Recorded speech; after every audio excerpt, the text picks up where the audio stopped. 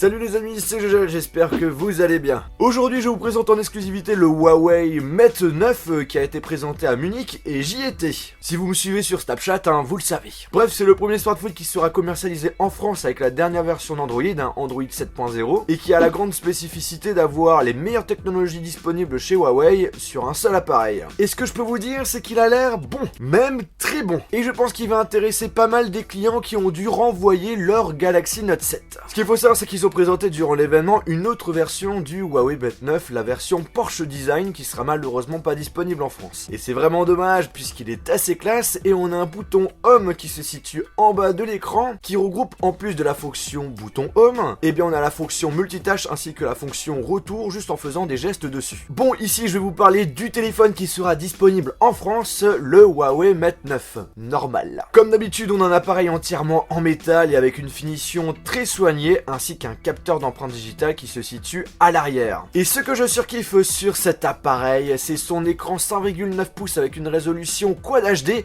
qui a très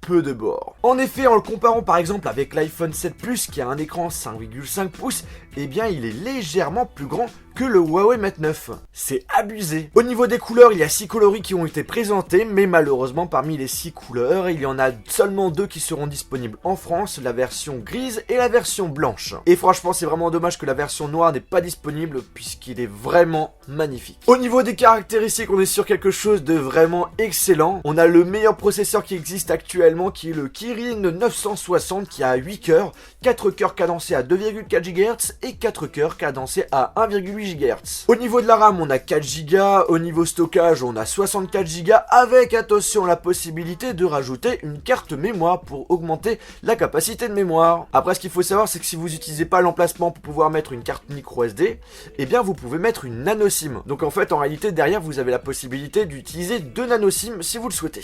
Au niveau de l'autonomie, on a une batterie de 4000 mAh et on nous assure une autonomie de plus de 2 jours. On a une recharge ultra rapide, encore plus rapide qu'avant.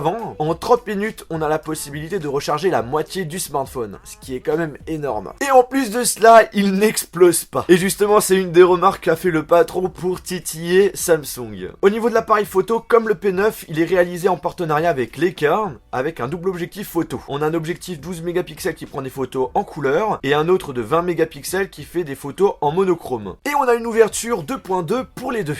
Oui, je sais, ça fait beaucoup de 2. Alors du coup, vous avez la possibilité de faire des photos noir et blanc de très bonne qualité. Et la surprise, puisqu'il n'y a aucun concurrent qui l'a fait, les deux objectifs fusionnés vous permettent d'avoir un zoom optique jusqu'à 3 fois. Au-delà de 3 fois, vous avez un zoom numérique. Et en plus de cela, on a la possibilité de faire des photos avec des effets flous pour mettre en avant une personne, un objet, etc. etc. Encore une fois, c'est quelque chose qu'on trouve nulle part ailleurs.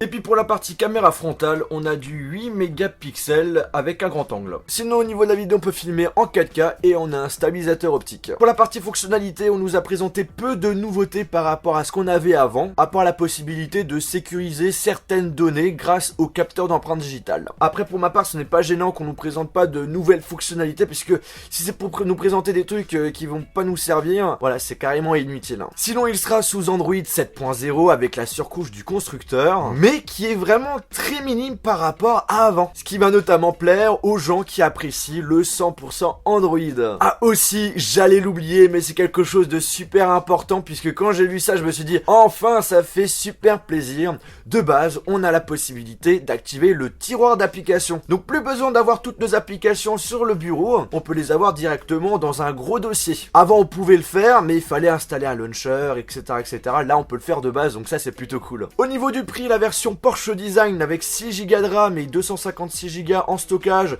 vous coûtera 1395 €, mais ça ne sera pas disponible en France, mais je pense qu'il est possible de l'acheter sur des sites étrangers. Et sinon, le Huawei Mate 9 sera vendu au prix de 699 € et sera disponible le 15 novembre. Et franchement, c'est pas pour défendre la marque, mais je tiens quand même à le préciser, je trouve que pour les caractéristiques du produit, 699 € par rapport aux concurrents, je trouve que c'est vraiment très convenable. D'ailleurs je sais pas ce que vous en pensez, donc n'hésitez pas à me dire ça en commentaire. Et bien écoutez les amis, j'espère que cette vidéo vous a plu. Si c'est le cas, n'oubliez pas de mettre un pouce bleu. Si tout va bien, normalement il devrait avoir une vidéo de test de ce produit. Donc si vous voulez pas rater la vidéo, n'oubliez pas de vous abonner sur la chaîne YouTube. Et sur ce, on se retrouve dans une prochaine vidéo. Salut!